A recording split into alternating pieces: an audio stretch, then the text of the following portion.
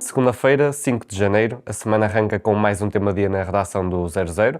Eu sou o Diogo Organista Pereira, estou aqui com Daniel Oliveira, editor do Playmaker Stats, o portal britânico do 00, para analisarmos o tema do momento, que é a saída de Ruben Amorim do comando do técnico do Manchester United. 63 jogos depois, o treinador português despede-se do projeto em Inglaterra e encerra aqui um capítulo que durou cerca de temporada e meia, sensivelmente. Bom dia, Daniel. Antes de mais, eu pergunto-te, qual o ponto decisivo para o fim desta ligação? Bom dia, Diogo. É curioso que hoje eu já ia fazer o tema do dia, mesmo ele ter sido despedido ou não. Depois tive que alterar aqui algumas coisas que eu ia dizer, porque o momento era difícil do United após os últimos dois resultados.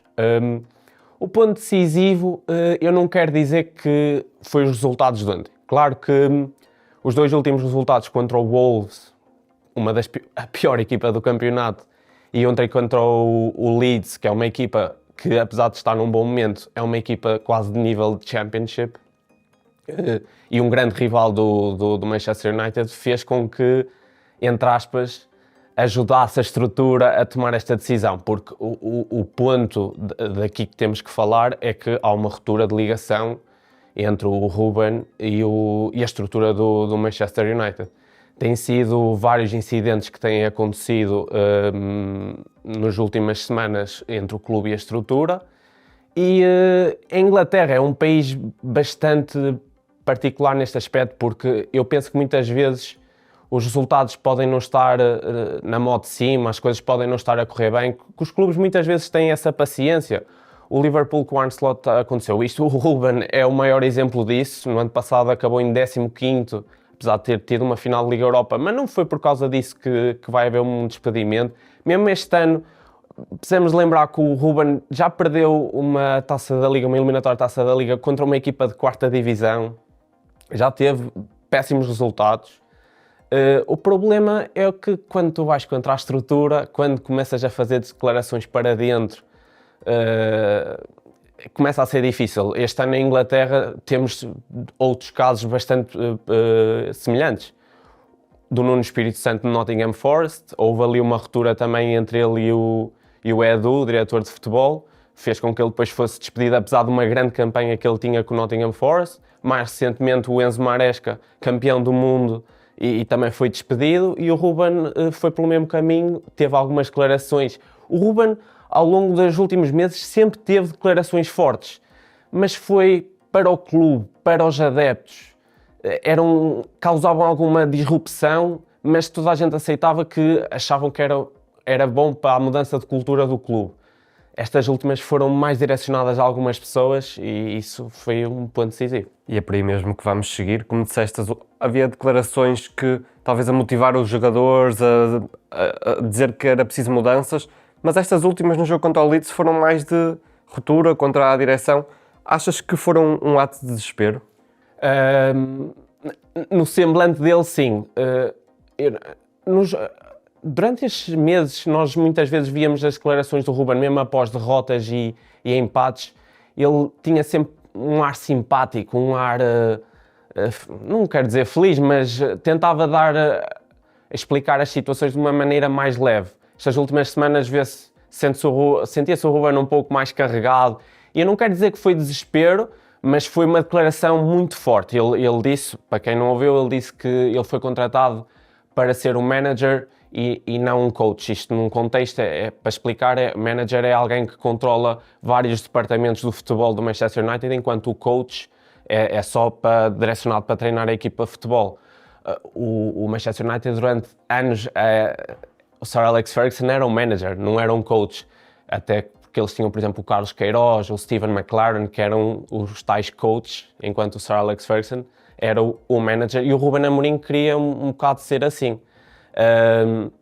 Mas há outras pessoas na estrutura que têm um bocado essa função e houve aqui umas declarações, isto é direcionado ao Jason Wilcox, ao diretor de futebol, que também é preciso pôr um pouco de contexto aqui, é que o Ruben Amorim é contratado em novembro de 2024 por Omar Berrada, que é o CEO do Manchester United, e Dan Ashworth, que era então o diretor de futebol, que depois saiu no final de 2024 e início de 2025.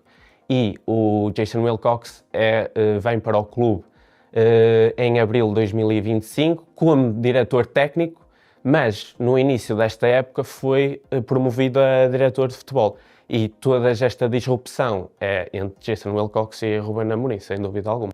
Esta quebra, esta desvinculação entre as duas partes pode apanhar algumas pessoas de surpresa, mas a verdade é que já tem sido especulada nos últimos tempos.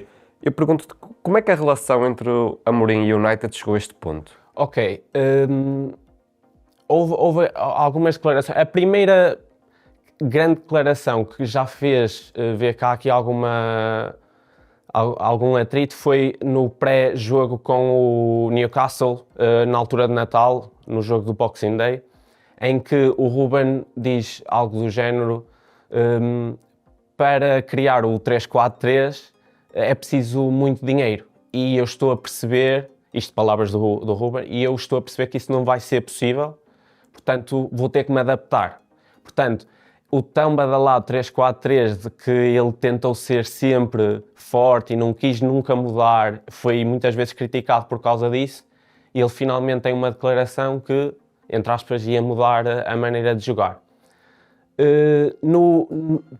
Após esse jogo, ele tem uma declaração que ele, entre aspas, por azar dele, foi o único jogo que ele ganhou nos últimos tempos do Man United a jogar com 4 defesas, e diz algo do género de: vamos ter que encontrar aqui um common ground, que é um meio termo entre o Jason Wilcox, para as próximas transferências do Man United.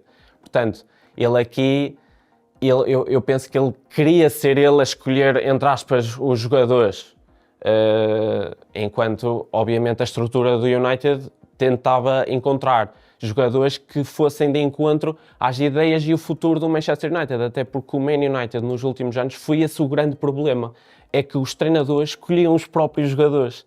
O Erik ten Hag tinha muitos jogadores holandeses, o José Mourinho também escolheu os seus jogadores, e eu penso que houve aqui talvez um atrito, se calhar, com aquilo que o Ruben queria e aquilo que a estrutura queria para o clube.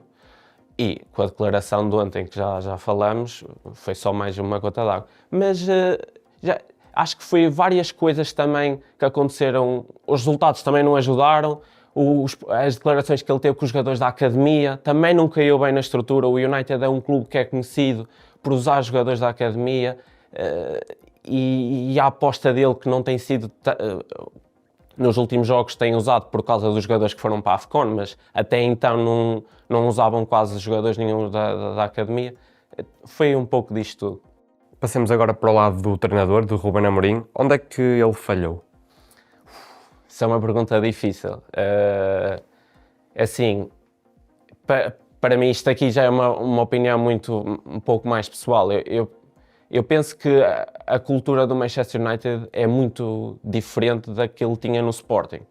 Eu penso que ele tentou replicar algo que tinha feito no Sporting. Só que o Manchester United é um clube que algo que tu faças em uma decisão que tomes em Manchester vai ter influência na Indonésia e na Malásia. Então vais ter muito mais crítica. Qualquer coisa má que tu faças, vais ter muita pressão. E houve decisões em que ele se calhar foi um pouco teimoso e não perceber a cultura do clube. Por exemplo, para os adeptos do Manchester United é muito complicado estar a jogar com o Everton 1 hora de jogo, o Everton com 10, isto aconteceu há umas semanas atrás, sofrer um golo com 10 e não ter quase uma oportunidade, tiveram uma oportunidade de perigo até ao final do jogo, e teres 4, 5 defesas dentro de campo. Para o United é muito complicado aceitar isso. Uma equipa que foi anos e anos e anos a jogar em 4-4-2, de pressão intensa, de futebol de ataque. É o teatro dos sonhos, há muita emoção, há aquilo tudo, e não há emoção nenhuma no Old Trafford hoje em dia.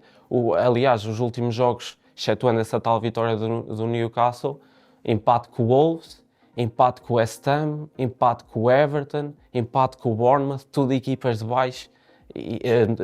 Derrota com o Everton, e são tudo equipas de baixo em que o United devia dominar e devia de jogar melhor e os adeptos também com 14 meses de Ruben estavam à espera de mais. São, como tu disseste, 63 jogos, 24 vitórias. Desses jogos, eu estive a ver ali, só 9 jogos desses 63 é que o United não sofreu golos. É impressionante. Os números também não ajudam, para além desta disrupção da estrutura. Portanto, eu acho que uma das grandes falhas foi ele achar que devia de chegar ali e mudar completamente a cultura do clube. Não!